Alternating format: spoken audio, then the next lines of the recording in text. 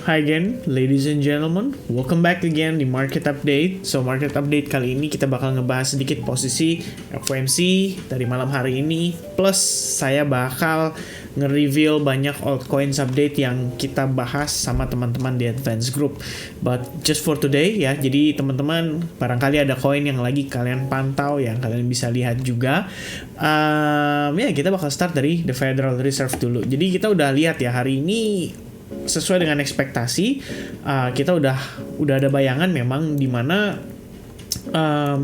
the Fed itu udah pasti lah ya, kita bisa bilang kenaikannya di 0,25%. Saya udah pernah sempat bahas sama teman-teman sekalian, dan kalau misalnya kita lihat dari Fed Watch Tool ya, ini udah menunjukkan bahwa the Fed itu memutuskan untuk lebih dovish kali ini, dan teman-teman bisa perhatikan juga pada next kenaikan suku bunga. Ini probabilitasnya saat ini kalau bulan Februari ya, which is hari ini udah terkonfirmasi.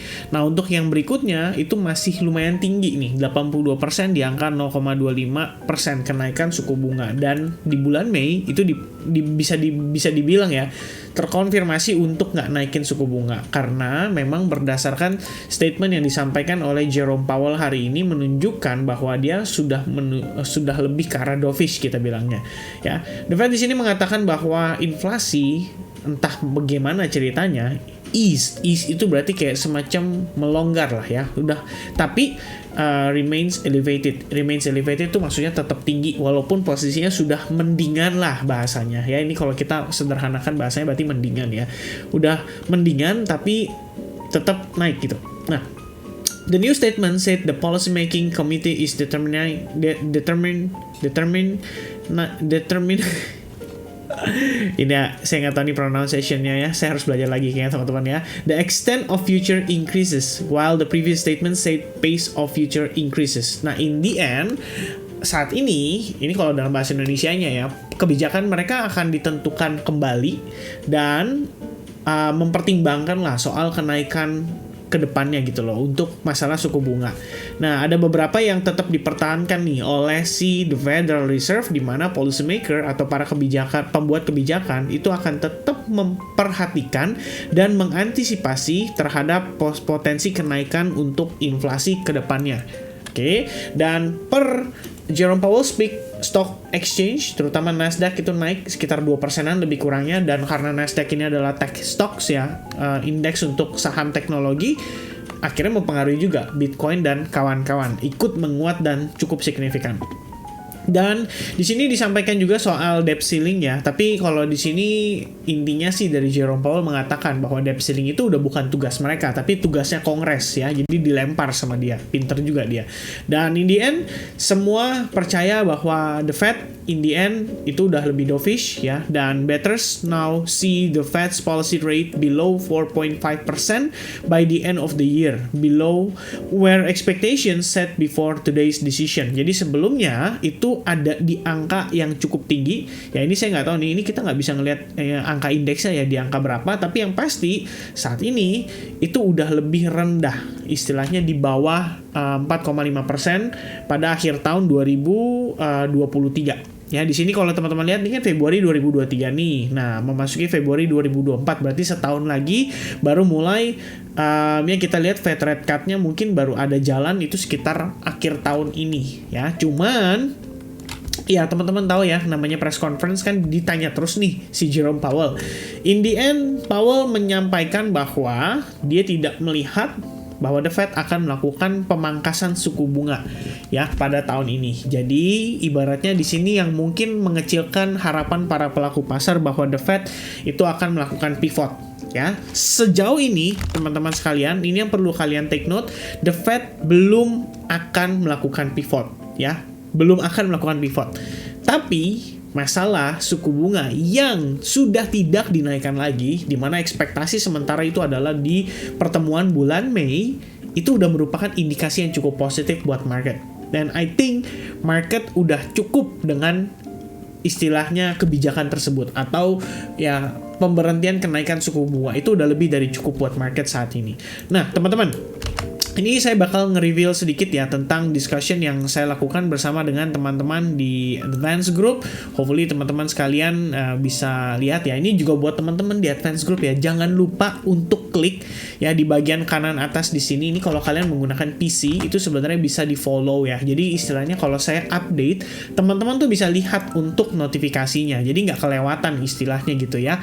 Jadi kalian bisa lihat di sini kalau saya perhatikan nggak semuanya udah follow. Jadi kalau misalkan yang belum follow, make sure kalian mampir ke bagian altcoins di sini, and then kalian bisa lihat nih banyak banget thread yang saya udah bikin ngebahas tentang altcoins. Alright, kita bahas sedikit ya satu persatu. LTC tadi saya sempat update di YouTube, dimana kita ngelihat ada possibility LTC masih bisa rebound. Kemudian ApeCoin, kalau teman-teman ada yang following ApeCoin, ini ada potensi wave 1-2, jadi kita masuk ke dalam fase impulsifnya lagi, dan ini artinya kemungkinan udah finishing untuk wave 2. Nah, ApeCoin ini kayaknya possible banget untuk di follow up. Selain itu, OP ya, OP tadi kita juga sempat update di YouTube barengan sama LTC, di mana kita ngelihat pergerakannya berbentuk falling wedge pattern. Tadinya ada sekali lagi ekspektasi penurunan, tapi karena FOMC yang cenderung dovish, akhirnya dia rebound lumayan signifikan, dan ini udah merupakan kondisi yang cukup oke.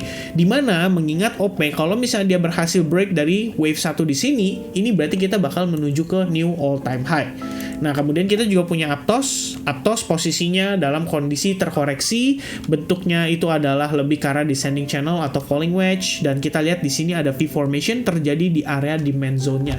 Which means ini adalah kondisi atau indikasi yang cukup positif untuk Aptos bisa melanjutkan penguatan. Lalu kita punya Matic, posisi Matic ada V formation, saya memutuskan untuk entry long position pada Matic ya, pada close candle tadi sebelum jam 3, dan saat ini udah posisi SL1 entry, jadi memang udah tinggal maintain position aja.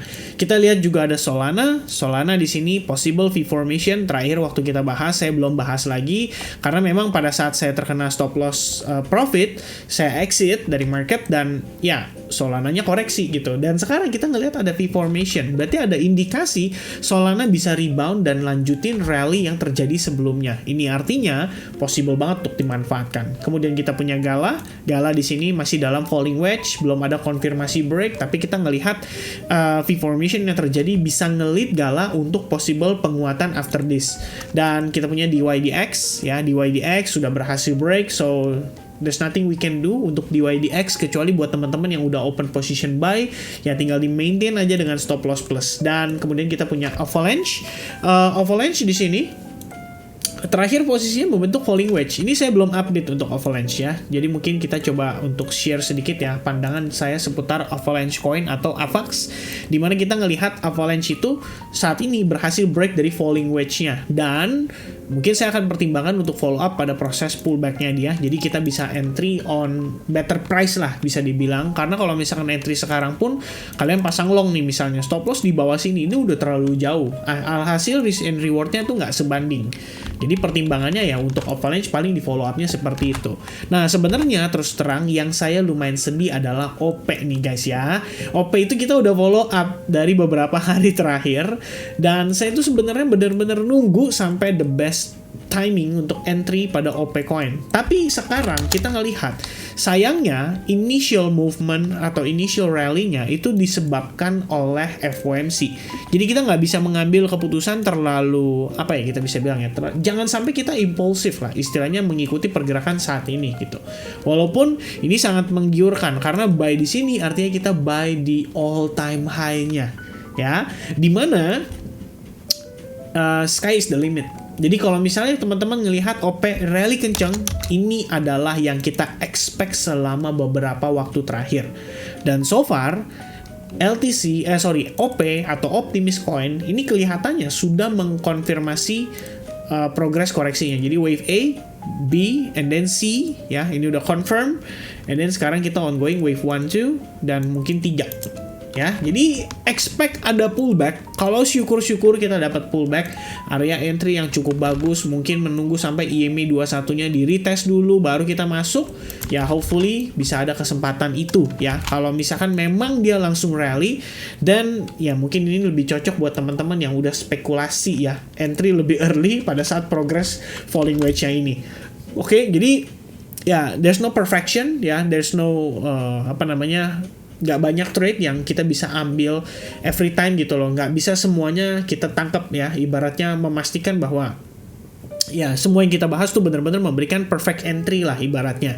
Ada momen-momen di mana kita harus melihat progres yang lebih panjang, ada momen di mana kita melihat seperti Matic yang tadinya V formation sekarang lagi testing high weekly, kemudian ada Solana, ada Gala, ya banyak banget teman-teman intinya yang kita bisa manfaatkan, tapi nggak selamanya atau nggak setiap saat kita bisa benar-benar nge-catch every moment ya.